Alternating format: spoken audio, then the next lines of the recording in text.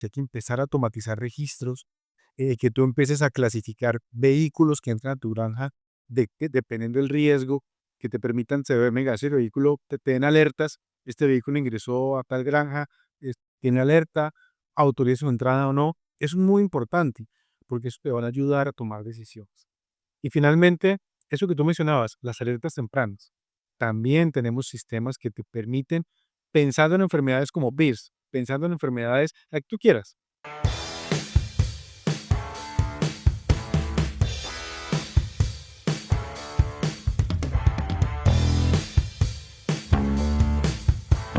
Muy bienvenidos a un nuevo episodio de CerdoCast, los referentes más importantes con la industria porcina.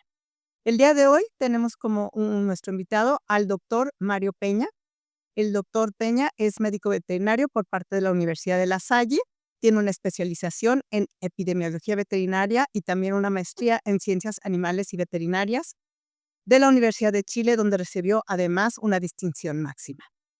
El doctor ha sido funcionario internacional, es más bien de la CAN, miembro experto del Grupo de Peste Porcina Clásica, de la ONSA, consultor de la FAO en proyectos particularmente de peste porcina clásica, consultor de programas de erradicación y enfermedades para los servicios de varios países regionales en la región andina. Es profesor de la Universidad La Salle y de la Universidad de Ciencias Aplicadas y Medioambientales en Colombia. El doctor tiene muchísima experiencia en diferentes áreas, pero particularmente en lo que es control y eliminación de enfermedades. Él fue director del área precisamente de erradicación de peste porcina clásica y sanidad por Colombia, donde se desarrolló todo el programa para la erradicación final de la peste porcina clásica y de la cual nos va a platicar.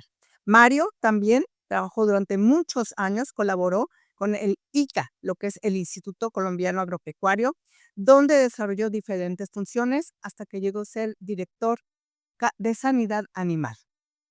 Actualmente, el doctor Mario Peña es funcionario internacional, experto en sanidad animal e insumos de la comunidad andina. Se desarrolla como consultor de programas de gestación sanitaria y, como ya les comenté, sigue siendo miembro de diferentes comisiones muy especiales y muy importantes para todos nosotros. Mario, muy bienvenido. Es un placer recibirte y muchísimas gracias por aceptar nuestra invitación a esta entrevista. Laura, no, muchísimas gracias a ti por esta invitación. La verdad que me siento muy honrado de poder compartir contigo este espacio luego de tantos años de trabajo juntos en diferentes programas. Así que muchísimas gracias por la invitación y bueno, Mario, con toda la experiencia que tienes y sobre todo toda nuestra audiencia es ya no solamente de Latinoamérica, sino de todos los países de habla hispana. Y tú has tenido muchísima experiencia, sobre todo en, como ya lo explicamos, en diferentes erradicaciones de diferentes enfermedades, programas de erradicación. Pero hay un pilar muy importante que siempre tú nos has mencionado a todos los que hemos trabajado contigo, que es la bioseguridad. Por favor, platícanos cómo la entornas, cómo la manejas tú en todos estos proyectos que has trabajado para controlar y erradicar diferentes enfermedades. perfecto, Laura. Sí, mira, tú lo has mencionado muy claramente. El tema de bioseguridad es muy importante como cualquier programa sanitario. En cualquier programa sanitario, necesariamente para poder lograr el control de enfermedades y su erradicación, si no está solucionado el tema de bioseguridad, es muy difícil poder avanzar. Eh, si bien en los países de la región andina y los países de Latinoamérica predominan las explotaciones de pequeños productores e inclusive las de traspatio, esto no quiere decir que no se pueda trabajar desde el punto de vista nociones básicas de bioseguridad en aquellos pequeños productores.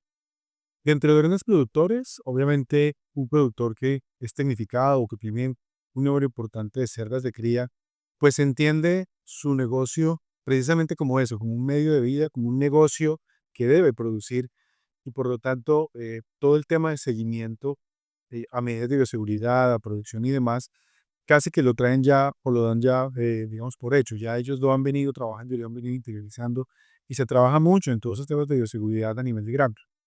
El gran desafío son todos los pequeños y los productores de traspatio, porque son efectivamente producciones que están predominando, afortunadamente, digo yo, focalizadas en algunas zonas de los países, pero que obviamente representan un riesgo sanitario importante y que hay que tenerle eh, mucha atención.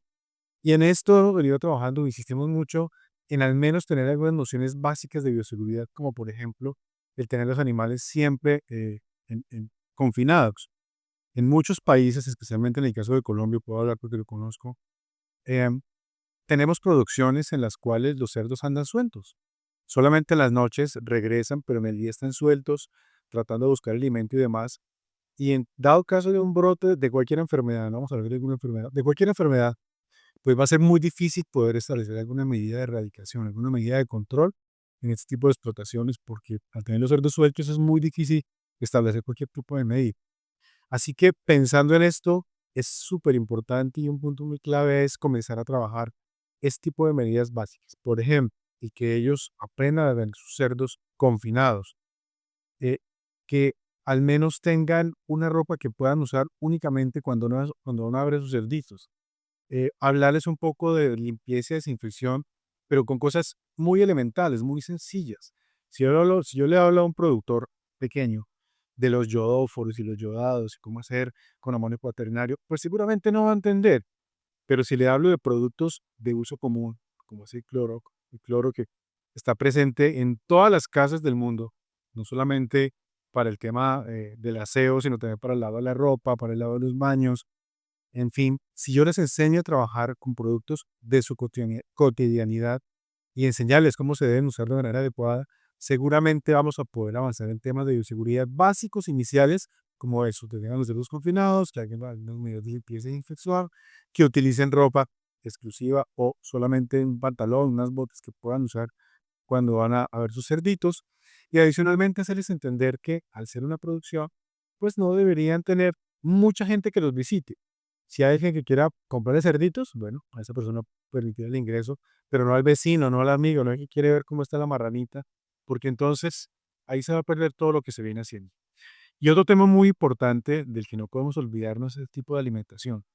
Es una realidad en países de Latinoamérica, inclusive en algunas zonas de Estados Unidos, que están permitido el uso de desperdicios de cocina, las famosas lavazas como les conocemos.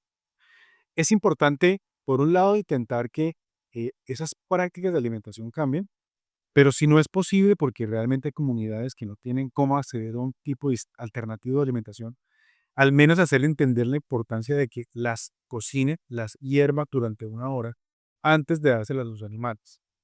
Y más que hablarle de enfermedades, es decir, por favor hierva las lavazas para evitar el traspaso de la peste porcina clásica, la peste porcina africana, más que hablarle de enfermedades, hay que hablarle de cosas que a ellos los afectan. Por ejemplo, las diarreas, por ejemplo, los oloras. Si yo convenzo a un pequeño porcicultor, a un productor de traspatio, de que si él hierve sus lavazas durante una hora, muy seguramente va a disminuir el número de diarreas que se presentan, pues seguramente lo va a entender de una manera más sencilla y lo va a aceptar.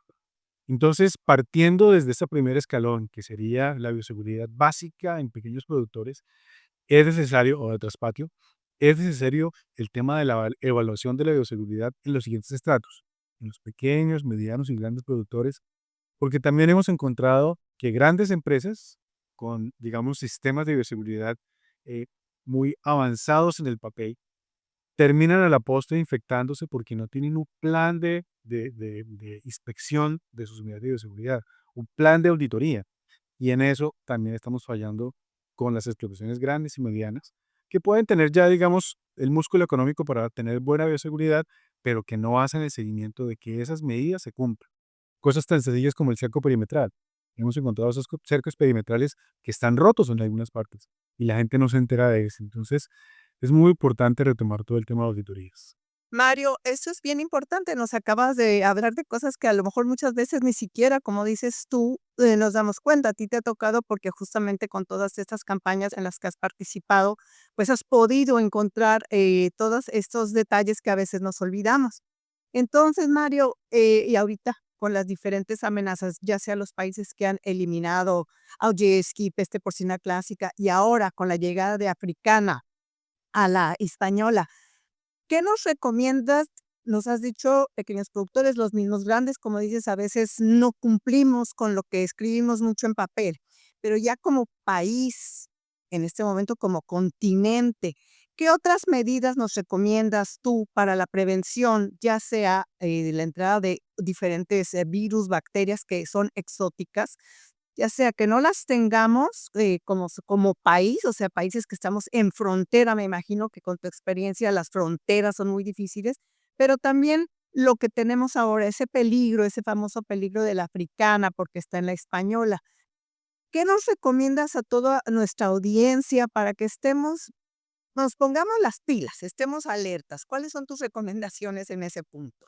Mira, Laura, indiscutiblemente el tema de cómo la enfermedad puede difundirse desde las islas hacia el continente necesariamente va a ser por subproductos. Es decir, eh, ya sea basuras aéreas o personas que compran, por ejemplo, el recuerdo que compran en Santo Domingo de un salami, del jamón y que terminan llevando a sus casas.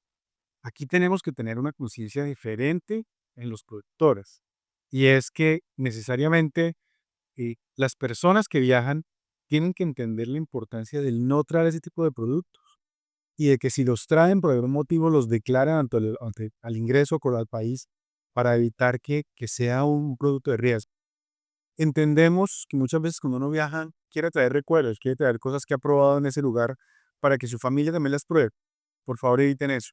Cuando van a ese tipo de países que están afectados por la peste porcina africana, es indispensable no traer productos comestibles de origen porcino, ni jamones, ni chorizos, ni embutidos de origen porcino, porque así es como probablemente pueda ingresar la enfermedad al país. Y en esto, los servicios veterinarios tienen también que tener una acción decidida en cuanto al control de equipajes.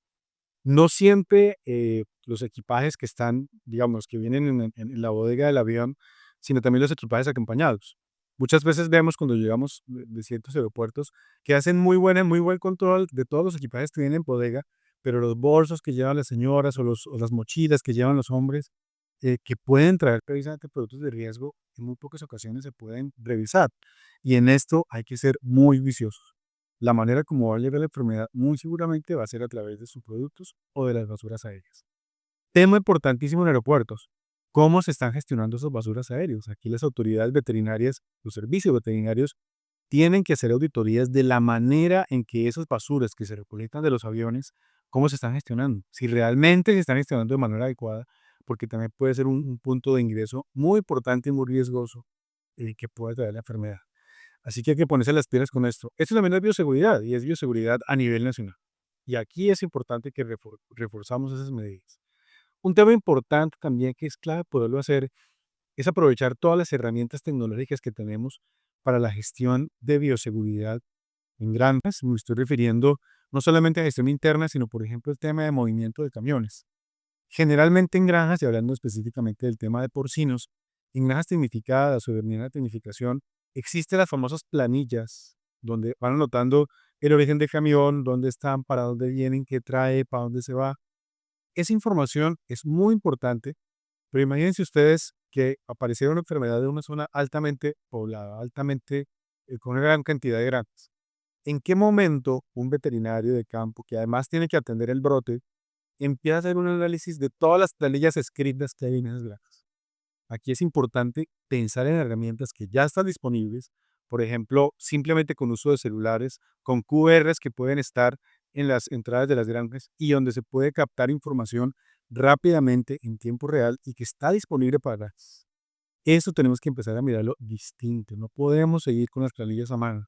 Ha sido importantes, fueron muy importantes, pero quien ha tenido que enfrentarse a hacer un seguimiento epidemiológico sabe que la revisión de esta documentación escrita es una pesadilla. No solamente por la cantidad de información que puede haber, sino también por las letras. A veces tú no entiendes qué están diciendo o qué tratan de decir. Y eso me parece que es una herramienta importante que los países tienen que empezar a mirar de una manera diferente. Mario, 2 mensajes muy interesantes y muy importantes, y qué bueno que nos lo estés diciendo para que concientizar, porque como bien lo dices tú, en los aeropuertos, a lo mejor tú y yo, por la experiencia que tenemos y que nos toca viajar, pues vemos algunos anuncios pequeñitos que no, a veces la gente ni siquiera los lee. porque no conocen y nosotros cada vez pedimos más inspección. Entonces es muy importante, como dices tú, que todos los que viajamos, que a todos los que viajamos se nos haga esa inspección, porque yo me he dado cuenta que mucha gente ni siquiera tiene esa conciencia, no sabe, nosotros sí, pero mucha gente que viaja no lo tiene. Entonces, ese es un punto que nos estás diciendo, hay que educar también a toda la gente que viaja para que no suceda, no vayamos a tener este peligro. Así es. Y eso que mencionas es muy importante. Hay que visibilizar más este tipo de enfermedades en aeropuertos. Hay que hacerlo. Y también lo que nos dices, todavía encontramos, y tú y yo siempre nos ha gustado mucho la tecnología, pero es cierto, todavía, y creo que eso nos va a tocar mucho picar piedra todavía, de que ya no podemos seguir en el papel anotando las cosas porque seguimos. Grandes empresas que todavía tampoco han querido hacer ese paso, ¿no? A la tecnología, como, a ti y a mí nos ha tocado ya ver cómo funcionan estos nuevos tipos de programa, que inmediatamente te salta una alerta en la cual tú puedes saber todo lo que está pasando de manera inmediata, y entonces para quien tiene que saber qué es lo que está pasando, si es que hay un foco de infección, pues eso también es muy importante. Así que esos son 2 mensajes muy importantes que nos das. Mario, ¿cuáles son los países que componen esta nueva esta unión, vamos a decir, la comunidad andina y en el aspecto, sobre todo sanitario? ¿Cuáles son los que lo componen? Gracias, ahorita sí, mira, la comunidad andina es una iniciativa muy interesante eh, de los países andinos, que inicialmente se formó como el famoso Pacto Andino. Este Pacto Andino lo que buscaba era facilitar el comercio entre los países de la región. En ese momento, en el Pacto Andino estaban Chile, Colombia, Ecuador, Perú, Bolivia y Venezuela. Y posteriormente, hace ya 55 años, ese Pacto Andino se transformó en la Comunidad Andina. Chile estuvo los primeros años dentro de la Comunidad Andina, posteriormente Chile se retira y hacia el año 2006 Venezuela también se retira y en este momento solamente 4 países continúan dentro de la Comunidad Andina, que son Colombia, Ecuador, Perú, Bolivia. Lo interesante de este organismo de integración es que abarca una gran cantidad de aspectos que son muy interesantes, desde migraciones, seguridad, comercio, sanidad animal, sanidad vegetal, una salud, em, todo lo que tiene que ver con diferencias comerciales, todo lo que tiene que ver con registro de productos veterinarios, todo lo que tiene que ver con eh, migraciones, todo lo que tiene que ver con seguridad, con telecomunicaciones. Estamos enfocados en enfermedades de control oficial, enfermedades que pueden recibir comercio internacional, específicamente fiebre aftosa, peste porcina clásica, peste porcina africana, sin dejar de lado otras enfermedades que pueden ser de interés para los productores. Y aquí los países digamos, procuran siempre tratar de o proponer, hacer propuestas de cómo logramos trabajar en ese sentido. Un tema interesante es que toda la normatividad que se estila en la comunidad andina son normas supranacionales que son de obligatorio cumplimiento para los países. Y esto es interesante porque en la medida que haya una norma que establezca un programa, los países deben seguirlo porque es una norma supranacional. Obviamente las normas siempre se hacen por consenso. Todos los países deben estar de acuerdo cuando una norma va a salir en el contenido de la norma y obviamente en el contenido programático de cada uno de los programas que se proponen. En temas de peste porcina clásica, bueno, tú sabes, Colombia, en la comunidad andina, Colombia es el primer país que tiene las 2 zonas certificadas libres, pero hay avances importantísimos tanto en Ecuador como en el Perú. El Perú está muy próximo a poder pensar en una zona libre de peste porcina clásica. Han venido trabajando programas de control, de prevención de la enfermedad de una manera muy juiciosa y de verdad que la enfermedad está controlada en este país. En el caso de Ecuador igual, Ecuador ha avanzado enormemente en sus programas de control de la enfermedad y erradicación. Em, Puede estar un poquito más atrasado en cuanto a pensar en una próxima zona libre, pero tampoco tanto. O sea, en el muy mediano plazo, Ecuador seguramente va a poder empezar o pensar en zona libre o país libre. La gran ventaja del Ecuador es que no es muy grande y esto le va a permitir, ¿por qué no?, pensar en una zona libre de peste porcina clásica. Ecuador ya tiene una zona libre, que es las Islas Galápagos, ya están libres de la enfermedad, pero muy seguramente va a poder avanzar en su territorio continental y el Perú igual. Bolivia es un país que, digamos, su producción de cerdos no es que no sea importante, pero digamos que la enfermedad no se ha detectado ya hace un buen tiempo pero no tenemos la seguridad de cómo vamos o cómo está el proceso de erradicación allí.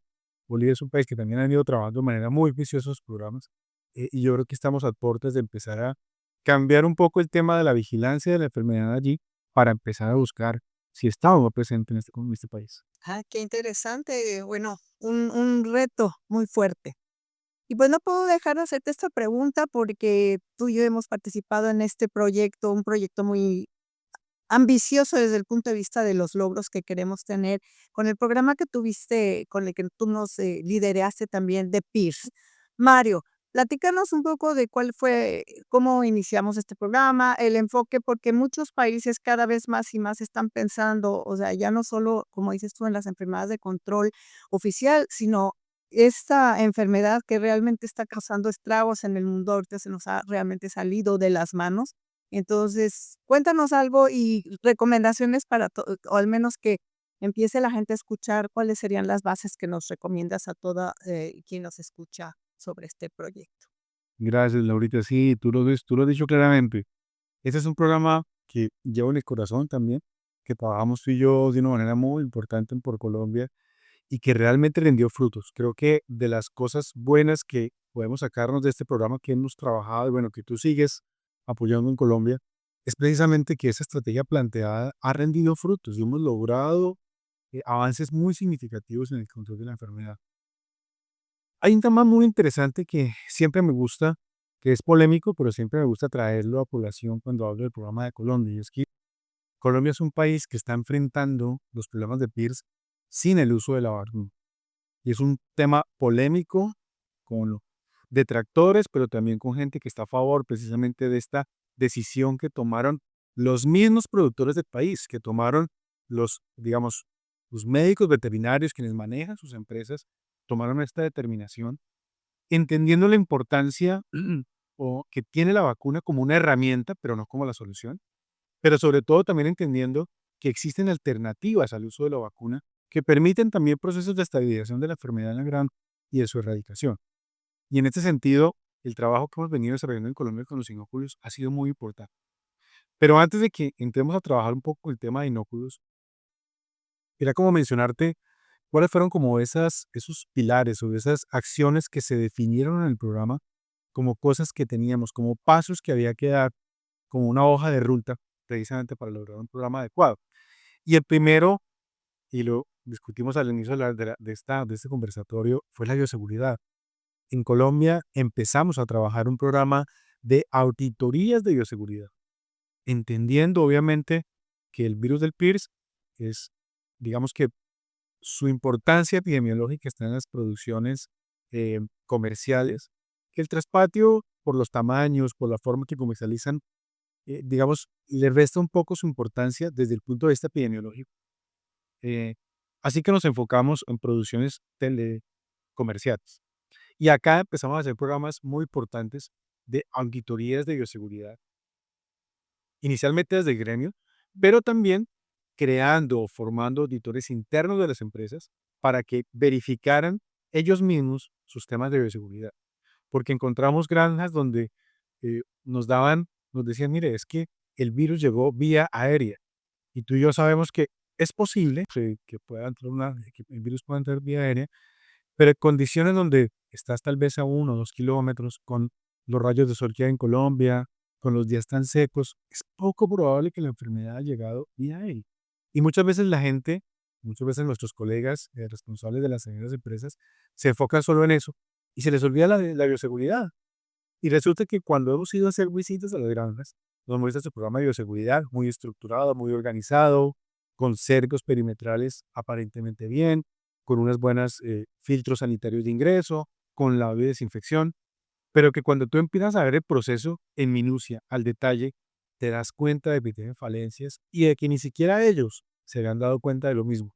Razón por la cual el tema de la seguridad y bioseguridad es muy importante. Un tema clave en Colombia también para el programa y que es necesario para lograr el control y erradicación de la enfermedad es la programación de la producción en bandas.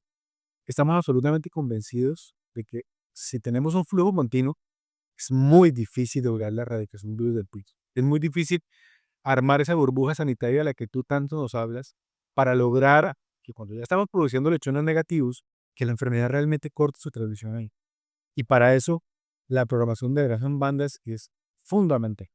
Otro aspecto importante, pues obviamente el cierre de granjas. Este es lo que ya ha estado estudiado, revisado y funciona, pero con el uso de inóculos. Nosotros estamos absolutamente convencidos de que el uso de inóculos funciona más bien para los temas de estabilización. Y muy interesante también entender que el uso de inóculos tiene grupos específicos donde se deben usar y momentos específicos. La recomendación inicial es que solamente se usen hembras de reemplazo para su aclimatación. Pero tenemos ciertas situaciones que deben ser evaluadas por el médico veterinario y obviamente por el programa en Colombia en que podrían utilizarse los inóculos en hembras de cría, pero solamente cuando hay una asesoría, acompañamiento y cuando se dan las condiciones específicas para poder usar, como por ejemplo cuando hay un brote activo, donde aún tenemos abortos, donde aún hay síntomas clínicos en la cría, solamente en estos momentos, bajo la compañía de un médico veterinario de por Colombia, se puede utilizar los inóculos de una manera distinta. McRebe para nosotros es indispensable también, no solamente para esta enfermedad, para muchas. Sobre todo que tú te das cuenta cuando las granjas empiezan a trabajar en McRebe, cómo sus parámetros productivos también cambian para muchas enfermedades. Y esto es vital también para poderlo hacer.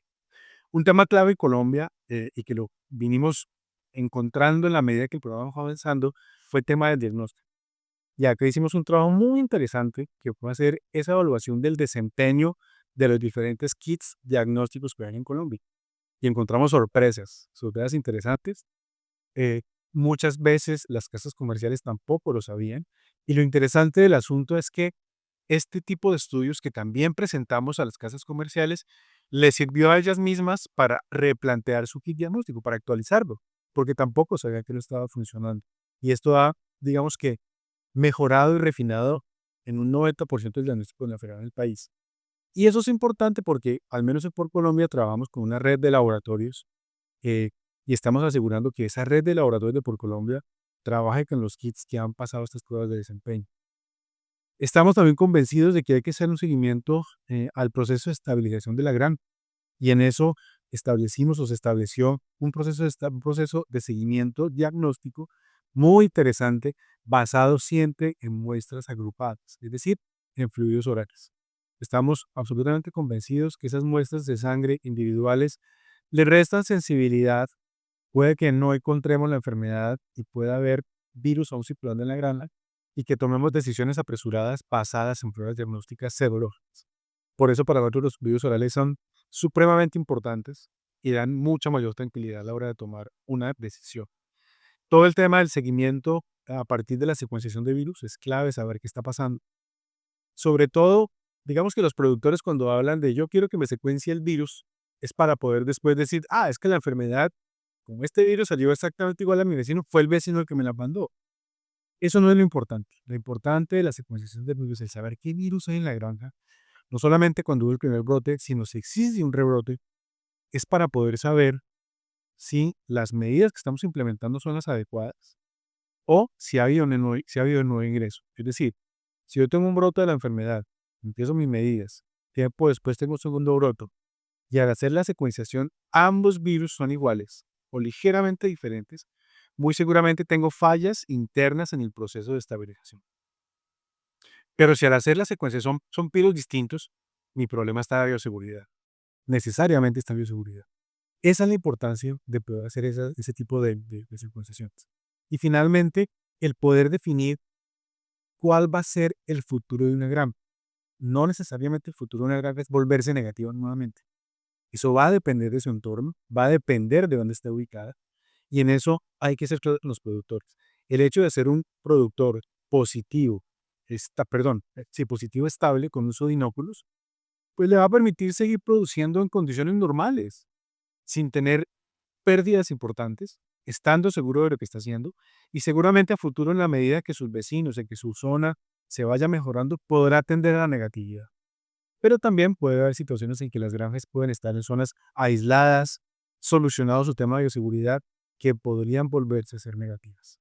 Entonces, esto que te he mencionado es como lo que en Colombia pusimos en práctica que realmente nos ha funcionado para el control de la robusta. Así es, Mario, nos mandas mensajes muy interesantes, pues toda la plática ha ido enfocada a bioseguridad y nos volviste a decir lo mismo. Pero algo que también, como bien lo dijiste, tenemos que analizar mi flujo de producción en mi granja. Porque a veces ni pensamos en eso, pero algo que acabas de decir clave, y creo es muy importante para todos nuestros países, quienes no tenemos la fortuna de contar con un laboratorio como el de por Colombia o como el que tenemos ya en México, es esto del diagnóstico. Y si te acuerdas, todo el mundo lo veía como un gasto, ¿no? Esto me va a costar muy caro, y finalmente se dan cuenta de la importancia que tiene hacer un diagnóstico para entender qué es lo que está pasando, que no solo para PIRS, sino para muchas otras enfermedades, y entonces no estar dando batazos, de que voy a poner este antibiótico, voy a hacer esto. Y entonces todo ese conjunto de medidas que nos has dado no es simple y sencillamente, como tú bien lo has dicho, para PIRS, sino para muchas otras enfermedades. Se nos acaba el tiempo y podríamos seguir hablando horas y horas, Mario. ¿Hay un otro mensaje que quieras tú enviarle a nuestra audiencia de toda la experiencia de tantos años que has tenido de ver tantas cosas? Mensaje para toda nuestra audiencia. Laurita, yo creo que el mensaje clave aquí es bioseguridad, bioseguridad, bioseguridad. Pero sobre todo el tema de auditorías. Mira, por más que tengamos, y hay una frase que me encanta que tú dices siempre, y es el tema de la bioseguridad psicológica. Mira, es la mejor frase que siempre le das a los productores. Y es claro, yo puedo dormir tranquilo porque sé que mi granja tiene unas instalaciones súper adecuadas, porque sé que cuento con un cerco perimetral, porque tengo un excelente lugar para la desinfección de vehículos, inclusive donde los puedo sacar, porque tengo unos muy buenos filtros sanitarios. Pero si yo tuviera una auditoría a que todos esos procesos se están llevando a cabo, a lo mejor no dormiría aquí tranquilo. O a lo mejor sí, si se está cumpliendo. Entonces, aquí yo creo que lo más importante es un tema de bioseguridad, bioseguridad, seguimiento de bioseguridad. Hay herramientas súper útiles, súper interesantes, que te pueden ayudar a entender mejor la bioseguridad. Todo este tema de lo que estamos hablando, de que hay que empezar a automatizar registros, que tú empieces a clasificar vehículos que entran a tu granja, dependiendo del riesgo, que te permitan saber, venga, ese vehículo, te den alertas, este vehículo ingresó a tal granja, tiene alerta, autoriza su entrada o no. Eso es muy importante, porque eso te va a ayudar a tomar decisiones. Y finalmente, eso que tú mencionabas, las alertas tempranas. También tenemos sistemas que te permiten, pensando en enfermedades como BIRS, pensando en enfermedades, la que tú quieras, que te permiten tener alertas tempranas a partir del comportamiento zootécnico de los animales. Así es. Y eso te puede dar, digamos, una posibilidad muy grande de lograr hacer prevención y control de enfermedades antes de que la enfermedad se salga de las manos en los productos. Así es, y ya ves que a mí me gusta ponerle nombre a las cosas y le llamo hoy la bioseguridad en tiempo real e inteligente. Así que la hemos nombrado para que, y sí, porque es un cambio total, ¿no? Y va ligado con toda la nueva inteligencia artificial. Mario, siempre cuando vamos a terminar nuestras entrevistas, pedimos a nuestro entrevistado si quiere nombrar, así como tú fuiste nominado, aunque ya te teníamos obviamente en nuestra lista, si alguien que nos recomiendes que nos pueda dar tantos mensajes en tan poco tiempo como lo has hecho tú. Estoy segura que nuestra audiencia está súper contenta y está ya pensando en, van a ir a checar, por lo menos auditarse ellos mismos y ya posteriormente, como dices tú, con todos estos sistemas, con todo esto que ya estamos haciendo de auditorías externas y en tiempo real. Laurita, muchas gracias por esa oportunidad que me das de pensar en alguien que tenga, digamos, un impacto importante dentro de estos casts.